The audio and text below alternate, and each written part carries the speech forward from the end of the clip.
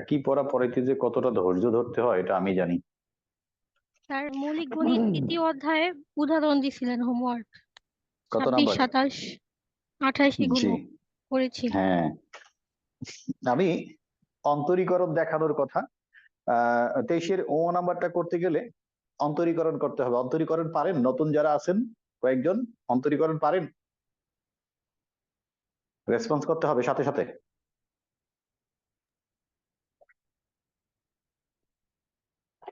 না স্যার। তো এত সময় লাগে কেন? এত সময় লাগে রেসপন্স করতে?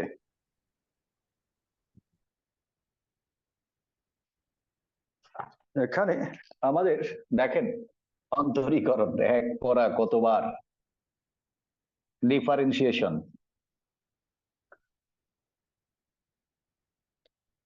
এটা এখনো অন্তরীকরণ করে নাই। চিন্তা করো এটা কতটা অলস। ডিফারেন্সিয়েশন, অন্তরীকরণ। ডিফারেন্সিয়েশনের ডিটা ব্যবহার করবো আমরা।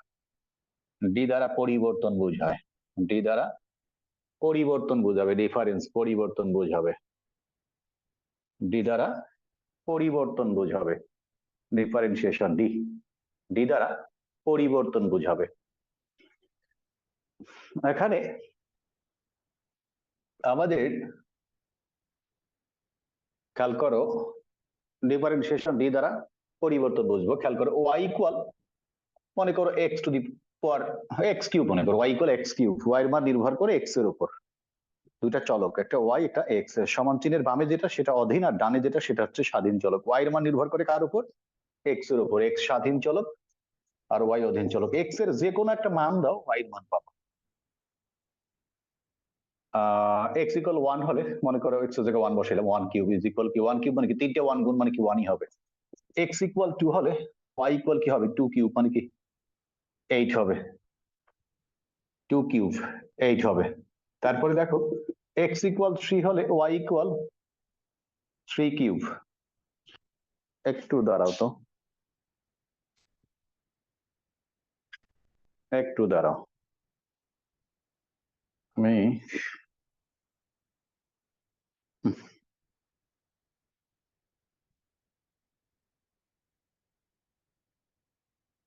ওয়েট,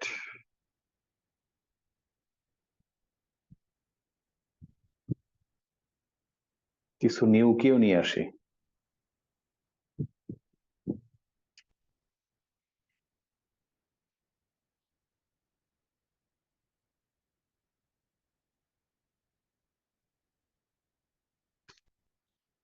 খেয়াল করো এক্স ইকুয়াল 3 হলে ওয়াই ইকুয়াল 3 কিউব মানে কি 3 এর উপর পাওয়ার 10 মানে কি 27। অর্থাৎ এক্স এর মান পরিবর্তন হলে ওয়াই এর মান পরিবর্তন হয়, অর্থাৎ স্বাধীন চলকের মান পরিবর্তন হলে ওয়াই অধীন চলক ওয়াই এর মান পরিবর্তন হয়। অধীন চলক ওয়াই এর মান নির্ভর করে স্বাধীন চলক এক্স এর উপর, অধীন চলক ওয়াই এর মান নির্ভর করে স্বাধীন চলক এক্স এর উপর। তাহলে এখানে এক্স স্বাধীন চলক আর ওয়াই হচ্ছে অধীন চলক। স্বাধীন চলক এক্স এর পরিবর্তন হচ্ছে ডিএক্স, স্বাধীন চলক এক্স এর পরিবর্তন দেখো, স্বাধীন চলক এক্স এর পরিবর্তন ডিএক্স, ডি দ্বারা কি বুঝায়? পরিবর্তন বুঝায়। আমি তখনই বলেছিলাম ডি দ্বারা কি বুঝায়? পরিবর্তন বুঝায় ডি দ্বারা। অধীন চলক ওয়াই এর পরিবর্তন ডিওয়াই, অধীন চলক ওয়াই এর পরিবর্তন হবে ডিওয়াই। তাহলে অন্তরীকরণ হচ্ছে, খেয়াল করো, অন্তরীকরণ হচ্ছে স্বাধীন চলক এক্স এর পরিবর্তন নিচ্ছে, স্বাধীন চলকের পরিবর্তন নিচে, আর অধীন চলকের পরিবর্তন হয় উপরে। দুই পরিবর্তনের অনুপাত বা ভাগফলকে বলা হয় অন্তরীকরণ।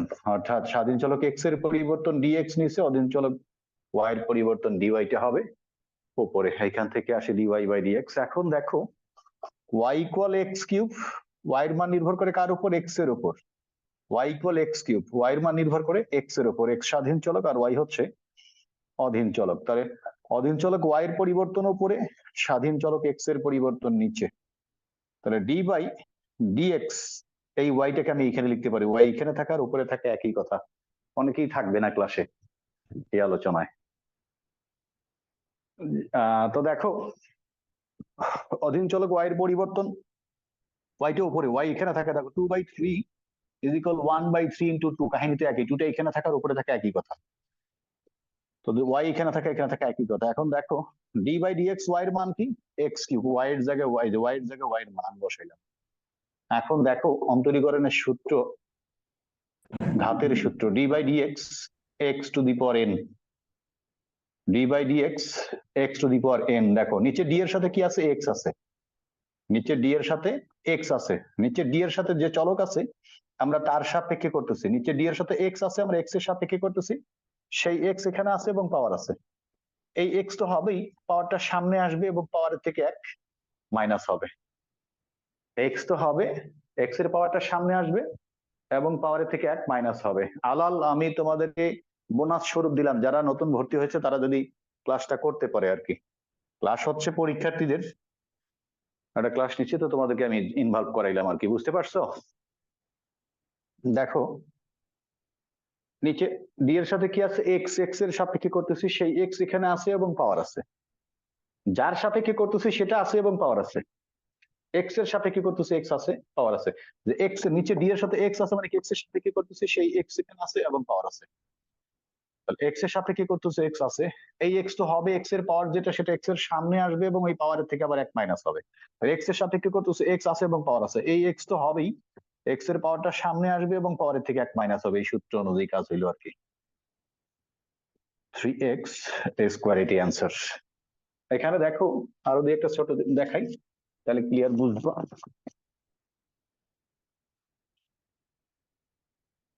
নিউ ফার্স্ট ইয়ারের গ্রুপে আমি লিঙ্ক দেওয়ার উদ্দেশ্য হচ্ছে তোমরা কয়েকজন নতুন ভর্তি হয়েছো, তোমাদের একটু মিসিং আছে, বিধায় গ্যাপটা পূরণ করো, তোমাদের আরো কয়েকদিন আমি এরকম রবি, আজকে কি বার, শনি সম্বুধ, তোমাদের শিডিউল ডেট তো নিউ ফার্স্ট ইয়ারদের হলো রবি মঙ্গল বৃহস্পতি, তো শনি সম্বুধ 8টা 20 থেকে 25-এর মধ্যে আমি তোমাদেরকে লিঙ্ক দেব, এই 4-5 দিন লিঙ্ক দেব, তোমরা এই ক্লাসটা করবা, 3-4 দিন লিঙ্ক দিলে গ্যাপটা পূরণ হবে যারা নতুন ভর্তি হয়েছে।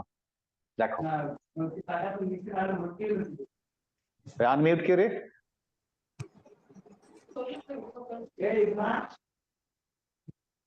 ইজমা মিউট করো, ইজমা মিউট করো, ইজমা, হ্যাঁ স্টপ ভিডিও, ভিডিওটা স্টপ করো, রিয়া ভিডিও স্টপ করো, রিয়া মিউট করো, রিয়া মিউট করো এবং ভিডিওটা স্টপ করো, রিয়া শুনতে পাচ্ছো?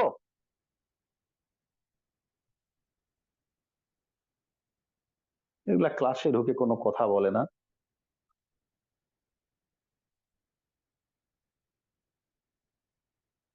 ভিডিও স্টপও হয় না মিউটও হয় না। রিয়া আমার কথা শুনতে পাচ্ছো রিয়া?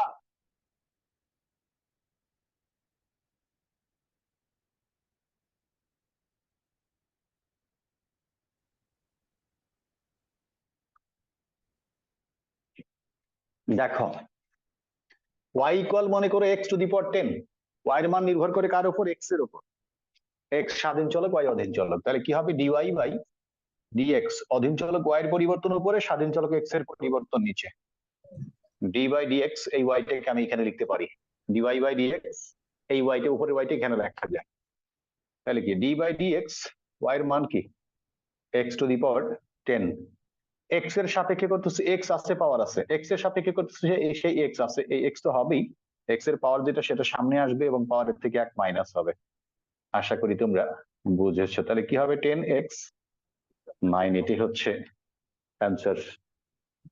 আরেকটা ছোট্ট দেখো ওয়াই ইকুয়াল মনে করো কিউ ইকুয়াল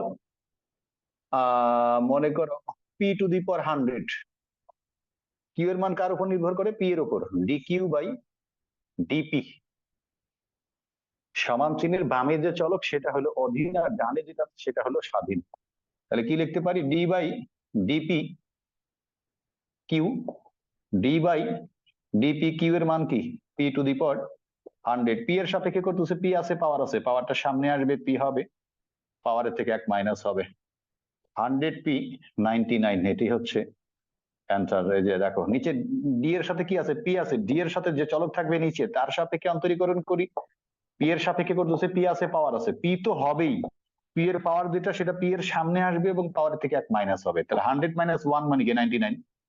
আশা করি বুঝেছেন। দেখো এরপরে আমি কয়েকটা সূত্র দিয়ে দেখাবো এবং আমি আমার মেইন অঙ্কে চলে যাব।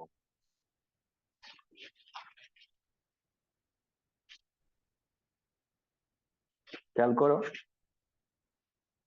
মনে করো 4 y equal x to the power 10 minus 1 by x plus root x plus x plus 50 মনে করো।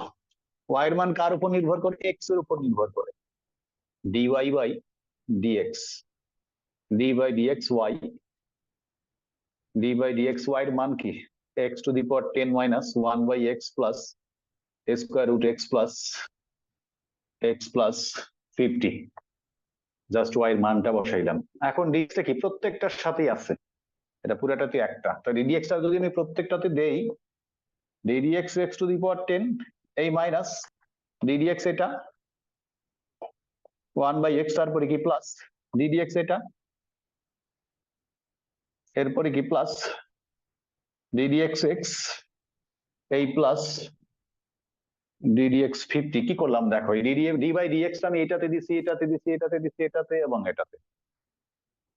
তো দেখো x এর সাপেক্ষে করতেছি, x আছে পাওয়ার আছে, এখানে কয়টা, একটা দুইটা তিনটা চারটা পাঁচটা আইটেম আছে, পাঁচটা সূত্র ব্যবহার হবে। দেখো ddx x to the power n, n x n minus 1 যেটা এতক্ষণ শিখলাম, ddx 1 by x minus 1 by x square, ddx square root x 1 by 2 root x, ddx শুধু x is equal 1, ddx constant is equal 0। সবাই খেয়াল করি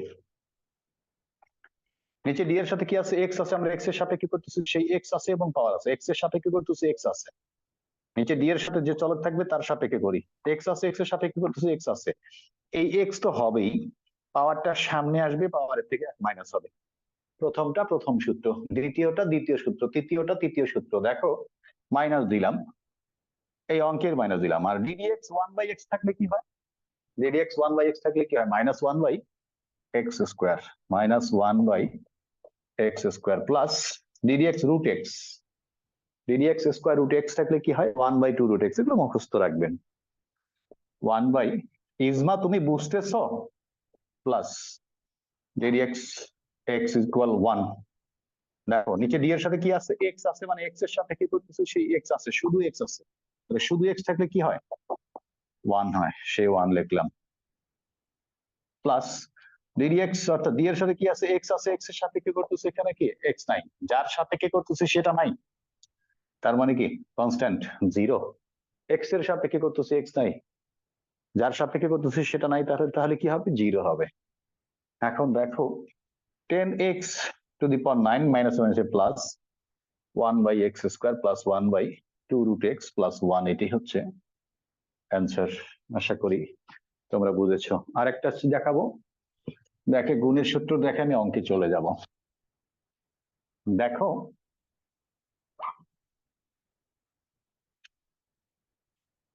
এই একটা বছর কেমনে পার করলে পড়ালেখা না করে যারা পরীক্ষার্থী, দেখো এখানে মনে করো 5 নাম্বার না 6 নাম্বার জানি না, y equal 10x to the power 4 minus 5x plus 7। দেখো y এর মান কার উপর নির্ভর করে, x এর উপর নির্ভর করে, dy by dx, d by dx y, d by dx y এর মান কি 10x to the power 4 minus 5x plus 7।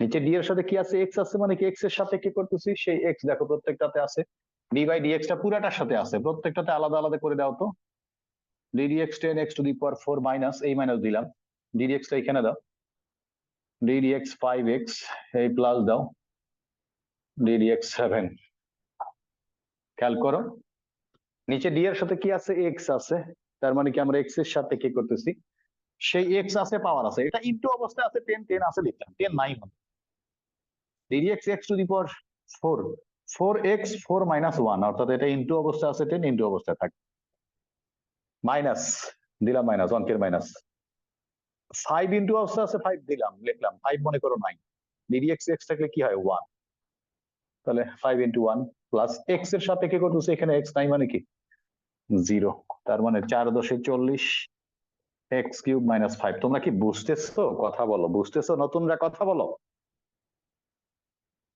G sir বুঝতেছি। জি স্যার বুঝতেছি, কে বলছেন?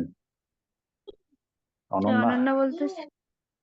অনন্যা বলতেছি। স্যার শান্তা আপনার এই মেরি তুমি ক্লাসগুলো আসো? না আগে দেখছিলাম, হ্যাঁ আপনি অনলাইনে দেখছিলাম। স্যার আপনার এই পারো পারো ক্লাসগুলো আমি অনলাইনে দেখছিলাম ইউটিউবে। পারো পারো পারো। স্যার জি স্যার, ওই সময় অনলাইনে দেখছিলাম, অনেকটাই বুঝছিলাম। ভালো, মিউট করো, কে জানি কথা বলতেছে, বাচ্চা কাচ্চা। এরপরে দেখো গুণের সূত্রটা দেখে আমি আমাদের মেইন অঙ্কে চলে আসবো। গুণের সূত্র এখন লাগবে না, আমরা মেইন অঙ্কে যাই, যতটুকু দরকার ততটুকু, যেহেতু তোমরা পরীক্ষার্থী। দেখো আমি 23-এর ও নাম্বারটা মনে হয় করাই নাই, তাই না? করেছিলাম?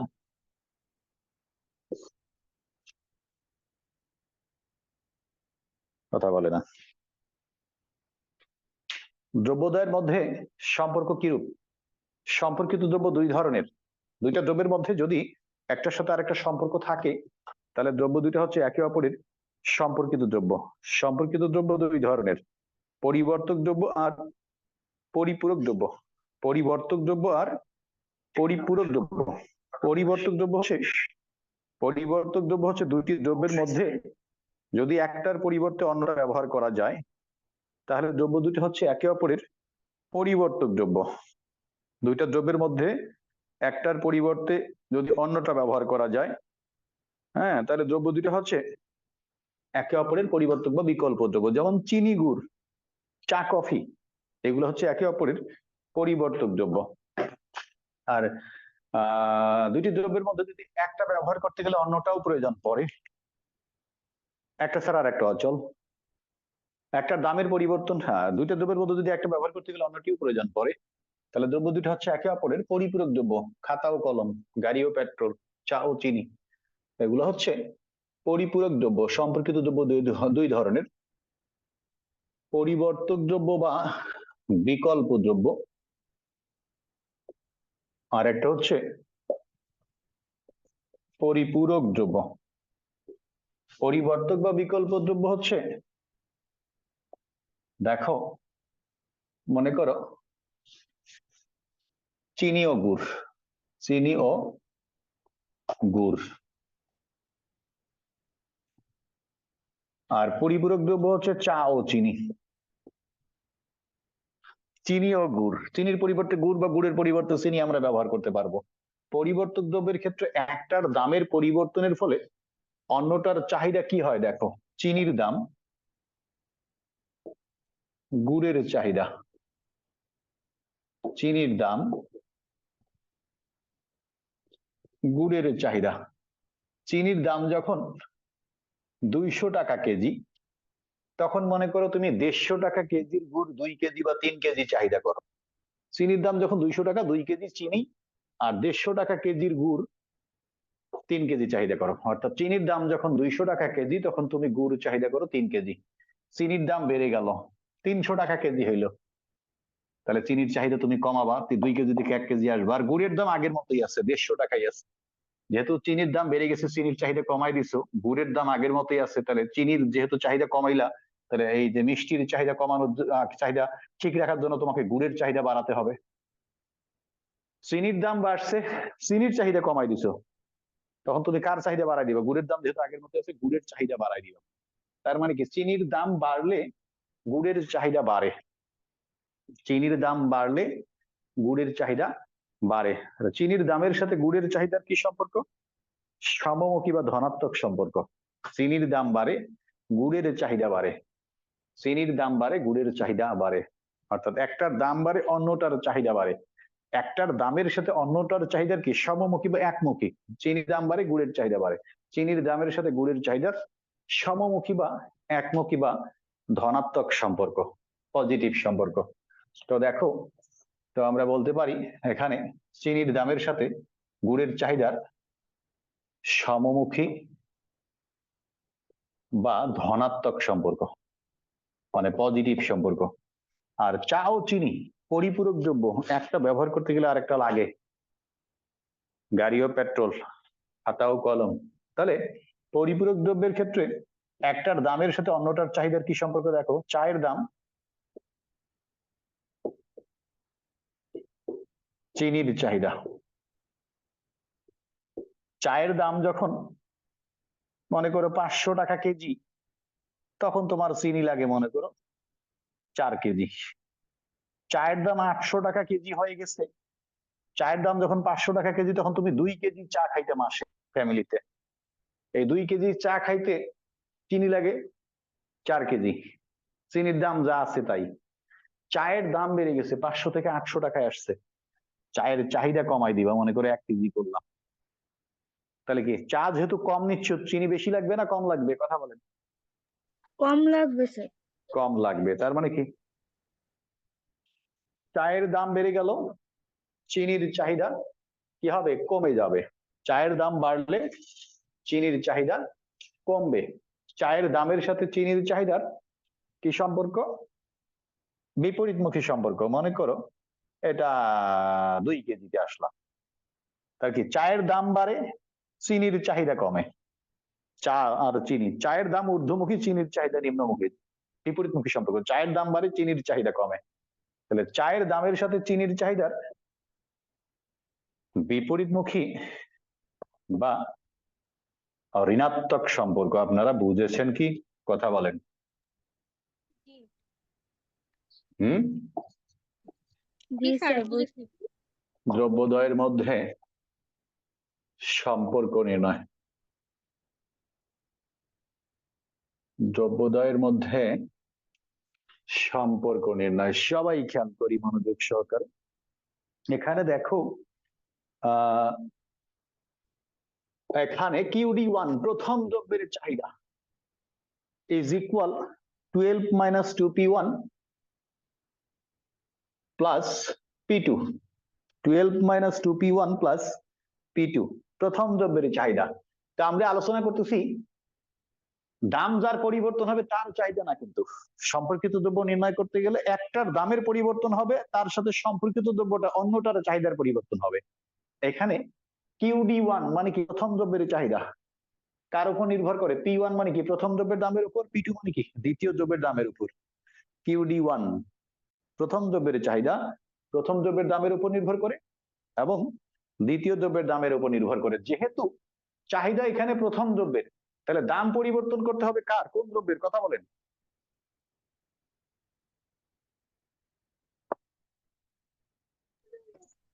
দ্বিতীয় দ্রব্যের। দ্বিতীয় দ্রব্যের। কারণ কি বলেছিলাম? যার দাম চাহিদা তার না, চাহিদা অন্যটার। যেহেতু গুড়ের চাহিদার পরিবর্তন আলোচনা হচ্ছে, এই কারণে দাম পরিবর্তন হবে চিনির, গুড়ের দামের না।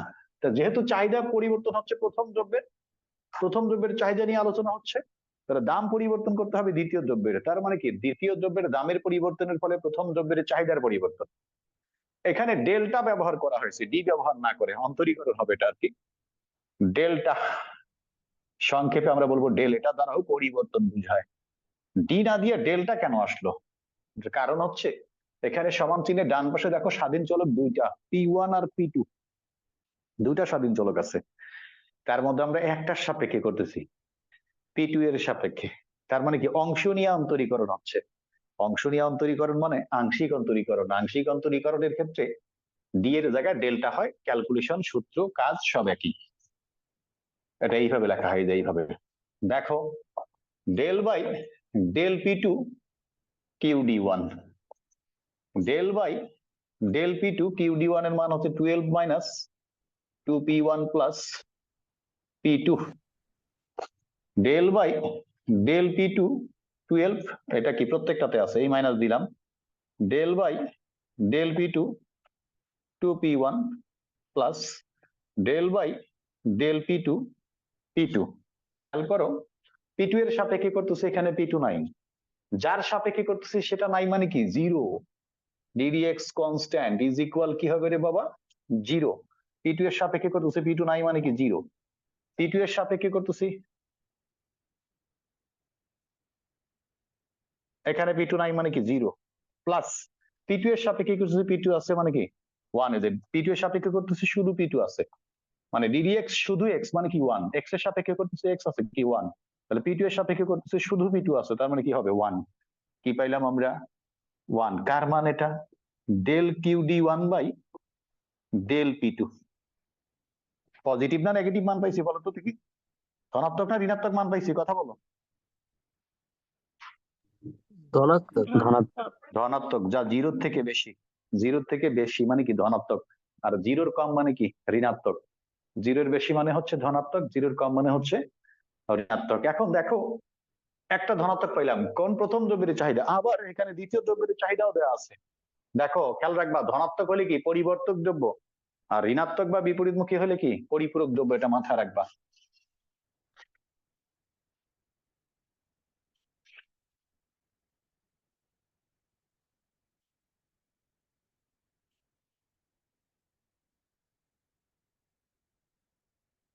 আবার কি দেওয়া আছে, QD2 is equal 12 plus P1 minus P2, 12 plus P1 minus P2। জি, তো যেহেতু দ্বিতীয় দ্রব্যের চাহিদা ডেল QD2, তাহলে দাম পরিবর্তন করতে হবে কার বলেন তো দেখি একটু, চাহিদার প্রথম পরিবর্তন দ্রব্যের। যেহেতু দ্বিতীয়, হ্যাঁ কোন দ্রব্যের, প্রথম দ্রব্যের। প্রথম দ্রব্যের, জি থ্যাংক ইউ। ইসবা তুমি আসো ক্লাসে, del by del P1 QD2, del by del P1 QD2 এর মান হচ্ছে 12 plus P1 minus P2। P1 এর সাথে কি করতেছে এখানে, del P1 12 plus del by del P1 P1 minus del by del P1 P2। এই ডেল বাই ডেল P1 টা এখানে দিছে, এখানে দিছে, এখানে দিছে। রিয়া তুমি ক্লাসে আছো রিয়া, P1 এর সাপেক্ষে করতেছি এখানে P1 নাই জিরো, P1 এর সাপেক্ষে করতেছি আছে P1, শুধু P1 আছে মানে কি 1, মাইনাস P1 এর সাপেক্ষে করতেছে P1 নাই মানে কি জিরো। এই সূত্র ddx কনস্ট্যান্ট কি জিরো, আর ddx শুধু x মানে কি 1, দেখো এখানে আসবে 1, কার মান পাইলাম, del QD2 by del P1। এটা কি ধনাত্মক না ঋণাত্মক মান কথা বলেন, ধনাত্মক, জিরোর থেকে বেশি, দুটাই ধনাত্মক আসছে। ধনাত্মক হলে কি হয়, পরিবর্তক না পরিপূরক কথা বলেন, স্যার পরিবর্তক। পরিবর্তক বা বিকল্প দ্রব্য, কে বলছেন, sir Mim. Mim. Del QD1 by del P2 is greater than zero, ও del QD2 by del P1 is greater than zero. অতএব এক্ষেত্রে আলোচ্য দ্রব্যদ্বয় পরস্পর পরিবর্তক দ্রব্য, এক্ষেত্রে আলোচ্য দ্রব্যদ্বয় পরস্পর পরিবর্তক বা বিকল্প দ্রব্য। কেমন লাগলো বলেন,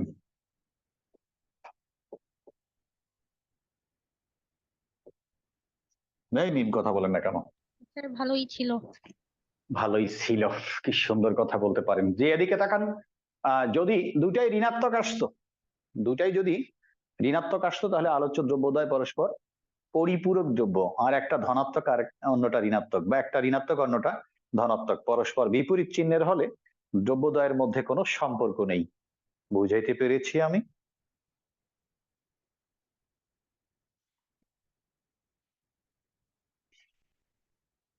এখন আমরা নতুন টপিকে যাব।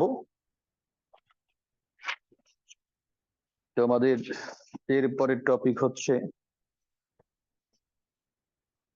খেয়াল করো সবাই মনোযোগ সহকারে,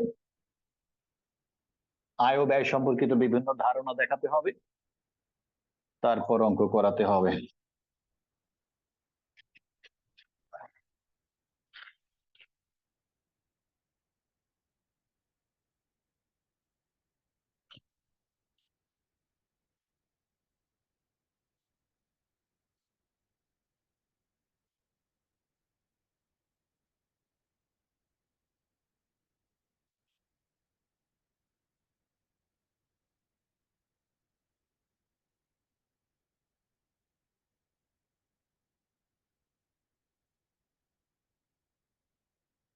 আয় ও ব্যয় সম্পর্কিত বিভিন্ন ধারণা খেয়াল করো। পিতে আমরা শিখেছি প্রাইস মানে দাম বা মূল্য। শান্তামেরি ক্লাসে আসো? কোয়ান্টিটি মানে হচ্ছে পরিমাণ। আর্থের রেভিনিউ মানে হচ্ছে আয়। সিতে কস্ট মানে হচ্ছে ব্যয় বা খরচ। টিআর টোটাল রেভিনিউ মানে হইল মোট আয়। এআর অ্যাভারেজ রেভিনিউ গড় আয়। এমআর মার্জিনাল রেভিনিউ প্রান্তিক আয়। টিসি টোটাল কস্ট মোট ব্যয় বা মোট খরচ। মোট ব্যয় বা মোট খরচ, যেখানে এই ব্যয় আর খরচ একই কথা, এটা মাথায় রাখবেন, আর লিখবো না খরচ। এসি অ্যাভারেজ কস্ট গড় ব্যয় বা গড় খরচ। এমসি মার্জিনাল কস্ট প্রান্তিক ব্যয় বা প্রান্তিক খরচ। টিএফসি টোটাল ফিক্সড কস্ট মোট স্থির ব্যয়। এএফসি অ্যাভারেজ ফিক্সড কস্ট গড় স্থির ব্যয়। টিভিসি টোটাল ভেরিয়েবল কস্ট মোট পরিবর্তনশীল ব্যয় বা মোট পরিবর্তনীয় ব্যয়। এভিসি অ্যাভারেজ ভেরিয়েবল কস্ট গড় পরিবর্তনশীল ব্যয় বা গড় পরিবর্তনীয় ব্যয়। এখন দেখো, এগুলো এক নজর পড়ে নাও। 1 মিনিট সময় দিলাম, মনোযোগ সহকারে পড়ো। টিভিসি, টিতে টোটাল, ভিতে ভেরিয়েবল, সিতে কস্ট, টোটাল ভেরিয়েবল কস্ট, এইভাবে পড়ো।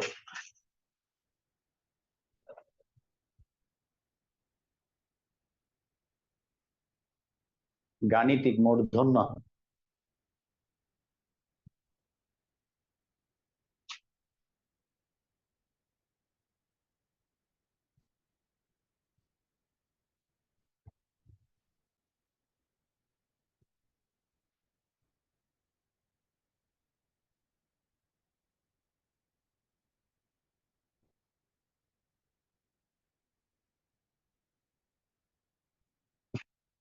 পড়েন, আপনারা মনোযোগ সহকারে পড়েন। আমি সাইডে আসছি, আপনাদের পড়ার সময় দিচ্ছি।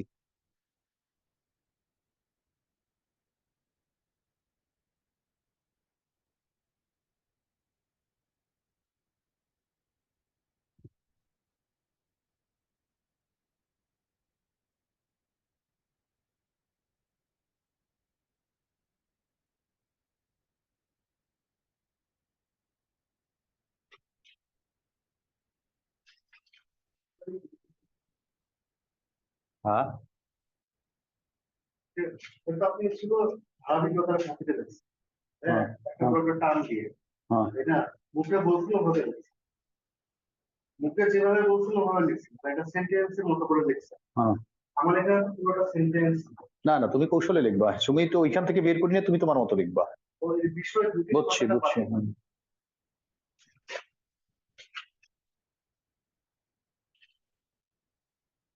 যে খেয়াল করি সবাই মনোযোগ সহকারে।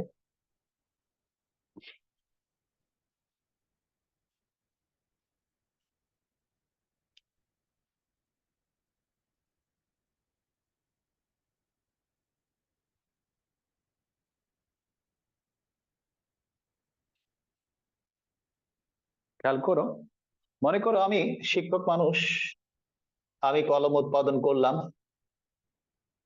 প্রতিটার ক্ষেত্রে ব্যয় হইলো এসি ইকুয়াল 4 টাকা। এসি থেকে অ্যাভারেজ কস্ট মানে গড় ব্যয়, মানে প্রতিটার ক্ষেত্রে ব্যয় বা একটার ক্ষেত্রে ব্যয়। এসি থেকে অ্যাভারেজ কস্ট মানে কি গড় ব্যয়। তাহলে আর 10টা কলম উৎপাদন করেছি মনে করো, তাহলে টিসি ইকুয়াল কি হবে, অ্যাভারেজ কস্ট গুণ কোয়ান্টিটি। অ্যাভারেজ কস্ট কত 4, কোয়ান্টিটি কত 10, 4 10 40, এটা হলো মোট ব্যয়। এসি গুণ কিউ, অ্যাভারেজ কস্ট গুণ quantity, average cost into quantity. প্রতিটার ক্ষেত্রে ব্যয়কে মোট উৎপাদনের পরিমাণ দ্বারা গুণ করলে হবে গড় ব্যয়। এগুলো সবগুলোই আমাদেরকে ম্যাথে লাগবে, বেস্টিক অর্থনীতিতে লাগবে, first year second year masters second ইয়ারে ম্যাথ সব জায়গায় লাগবে। অর্থনীতি মানে এগুলো খুব ভালো করে জানতে হবে। এসি অ্যাভারেজ কস্ট, আবার মোট ব্যয় থেকে আমি গড় ব্যয় বের করতে পারবো। মোট ব্যয়কে মোট উৎপাদনের পরিমাণ দিয়ে ভাগ। মোট ব্যয় কত 40, উৎপাদন কতগুলা 10টা উৎপাদন করেছি, তাহলে গড়ে ব্যয় কত 4। এমসি মার্জিনাল কস্ট, 10টা উৎপাদন করে 40 টাকা খরচ, আর 11টা উৎপাদন করলে খরচ কত 44। 11টার ক্ষেত্রে হলো 44, তাহলে উৎপাদন একটা বাড়াইলা, মোট ব্যয় 4 টাকা বাড়লো। Del TC by del q, অর্থাৎ মোট ব্যয়ের পরিবর্তনকে উৎপাদনের পরিবর্তন দ্বারা ভাগ করলে হবে প্রান্তিক ব্যয়। তাহলে উৎপাদনের পরিবর্তন বা কোয়ান্টিটির পরিবর্তন, নতুন কোয়ান্টিটি থেকে আগের কোয়ান্টিটি বিয়োগ 11 বিয়োগ 10, নতুন টিসি থেকে আগের টিসি বিয়োগ 44 বিয়োগ 40, 4/1 ইজ ইকুয়াল 4। কার মান এটা, এমসি মার্জিনাল কস্ট। অর্থাৎ বাড়তি একটা উৎপাদন করলে বাড়তি যে ব্যয় বা মোট ব্যয় যতটুকু বাড়ে সেটাই হচ্ছে প্রান্তিক ব্যয়। আবার ধরি একটার দাম হচ্ছে 5 টাকা, বিক্রি করতেছো তুমি 10টা, বিক্রি করলে কি হবে আয়, টোটাল রেভিনিউ, টিতে টোটাল আরতে রেভিনিউ, টোটাল রেভিনিউ মোট আয়। একটার ক্ষেত্রে দাম গুণ মোট বিক্রয়ের পরিমাণ, একটার দাম কত 5 টাকা আর বিক্রি করছো কয়টা 10টা, প্রাইস ইন্টু কিউ কোয়ান্টিটি, 5 10 50 টাকা, এটা হলো মোট আয়। অ্যাভারেজ রেভিনিউ গড় আয়, মোট আয়কে মোট বিক্রয়ের পরিমাণ দ্বারা ভাগ। মোট আয় কত 50 আর বিক্রি করছো কয়টা 10টা, তাহলে গড় আয় কত হবে 5 টাকা। মার্জিনাল রেভিনিউ প্রান্তিক আয়, অতিরিক্ত একটা বিক্রি করলে অতিরিক্ত যে আয়, ডেল্টা বা ডেল যেটা লিখতেছি এটা দ্বারা পরিবর্তন বোঝায়।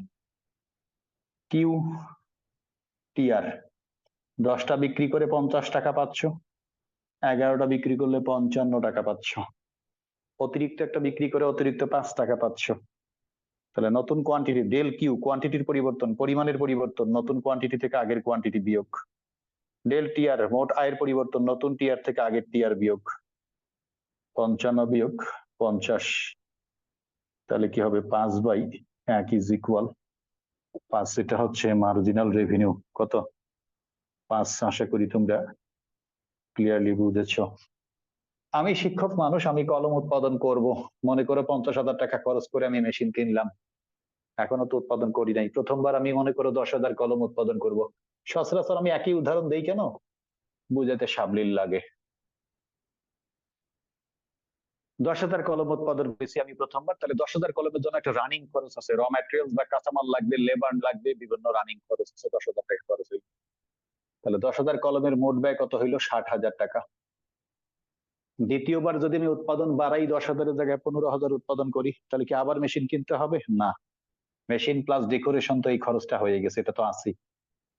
উৎপাদন বাড়াইলে এটা বাড়বে, এটা কিন্তু বাড়বে না। উৎপাদন কমাইলে এটা কমবে, এটা কিন্তু কমবে না। উৎপাদন না করলে এই ব্যয়টা হবে না, এটা তো হয়ে গেছে, এটার কোনো পরিবর্তন হচ্ছে না। এটা যেহেতু স্থির থাকতেছে এটাই হলো স্থির ব্যয়, টোটাল ফিক্সড কস্ট। আর এটা পরিবর্তন হয়, এটাই হলো টোটাল ভেরিয়েবল কস্ট। আর দুইটা মিলে হচ্ছে টোটাল কস্ট। কতগুলো উৎপাদন করছি? 10,000। কত টাকা ব্যয় হয়েছে? 60,000। তাহলে এটা থেকে আবার আমি গড় ব্যয় আনতে পারবো। মোট ব্যয় কত? 60,000, উৎপাদন করছি 10,000। তাহলে মোট ব্যয়কে মোট উৎপাদনের পরিমাণ দিয়ে ভাগ করলে কি হবে? একটার ক্ষেত্রে ব্যয় হবে। এসি ইকুয়াল কত পেলাম? টিসি ভাগ কিউ। টিসি কত? 60,000, কোয়ান্টিটি কত? 10,000। প্রতিটার ক্ষেত্রে ব্যয় হলো 6 টাকা। আবার এসি থেকে টিসি আনতে পারবো, আমরা জানি টিসি ইকুয়াল কি? অ্যাভারেজ কস্ট গুণ কোয়ান্টিটি। এই যে শিখেছি, অ্যাভারেজ কস্ট কত? 6, কোয়ান্টিটি কত? 10,000। গুণ করলে কত হবে? 6 × 10 = 60,000। আশা করি বুঝেছেন।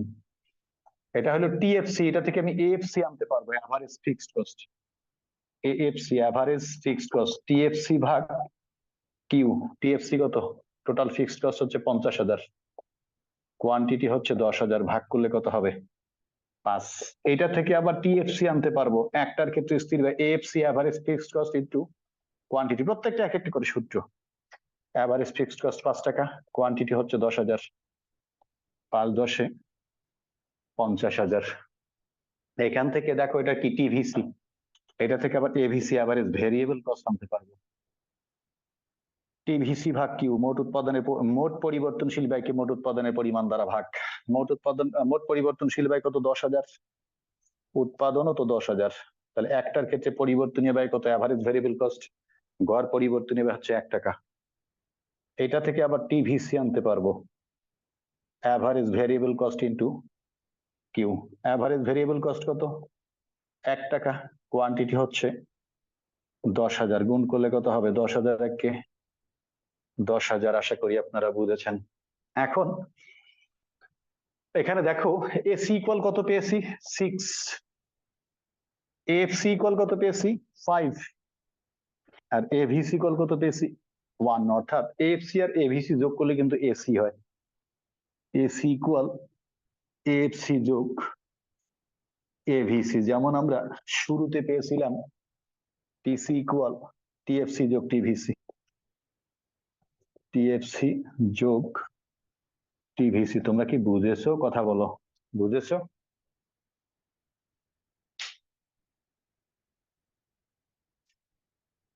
কথা বলতে হবে। জি না জি বলেন স্যার। নাই। ভালো থাকবেন, আল্লাহ হাফিজ। এগুলো ভালো করে পড়বেন না, আগামী দিন আমি সরাসরি ম্যাথে যাব। আজকে তোমাদের সময় দিচ্ছি না। ভালো থাকবেন সবাই, আল্লাহ হাফিজ।